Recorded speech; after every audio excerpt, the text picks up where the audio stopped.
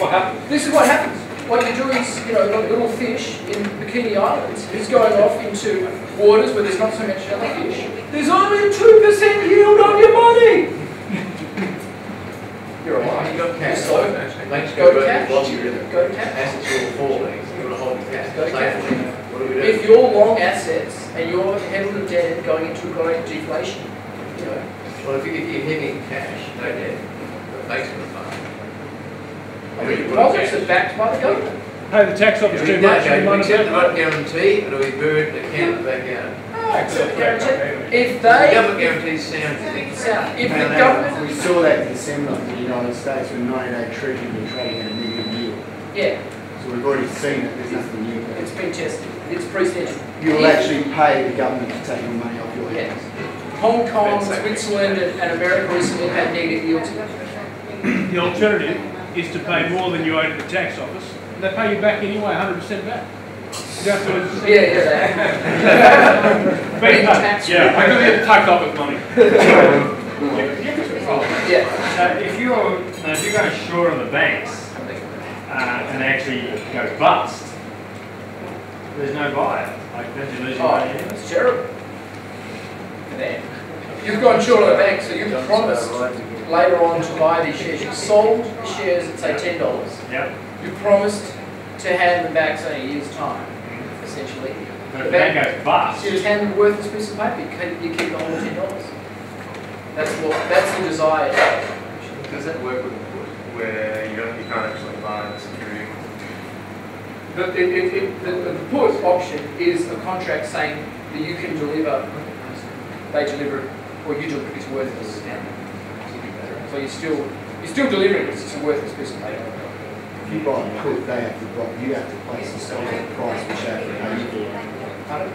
If you buy a put, you're talking about buying put. Yes. Someone has the obligation to pay you that $10 or $15. Yeah, they yeah. go bust, you don't know. So over the that's exactly right. Important thing. Rather than going into the world and finding somebody who thinks banks are going to be fine, we go to the market. We find them outside of the market, we take them to the market, we do the transaction in the market.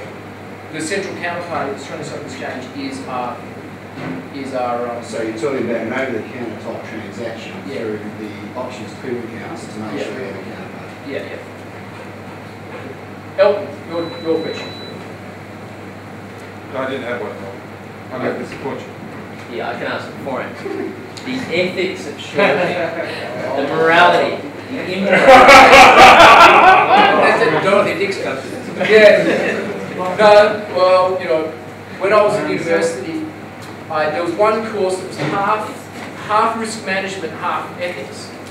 Anyway, so I got 100% risk management because I took the course, and I got 0 in ethics because I didn't answer the question.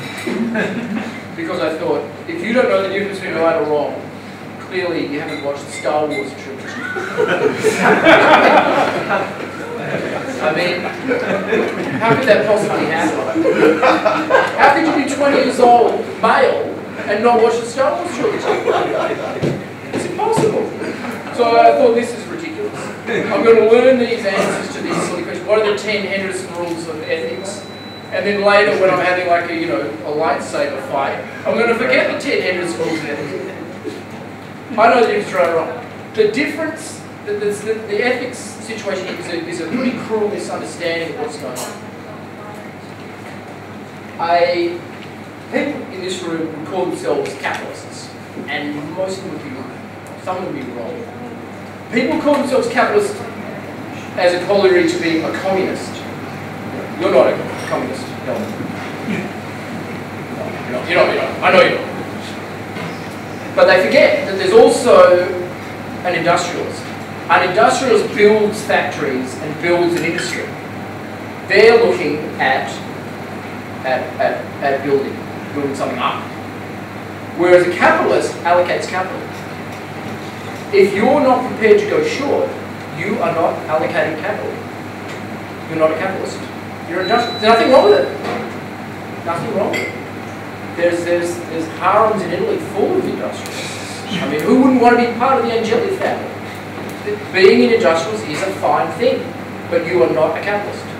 If if you're not allocating capital, if you're not prepared to go short, you're not allocating capital. You're building something up.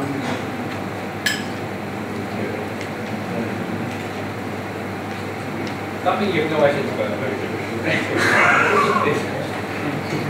So you're in favour of insider trading as well? No. No.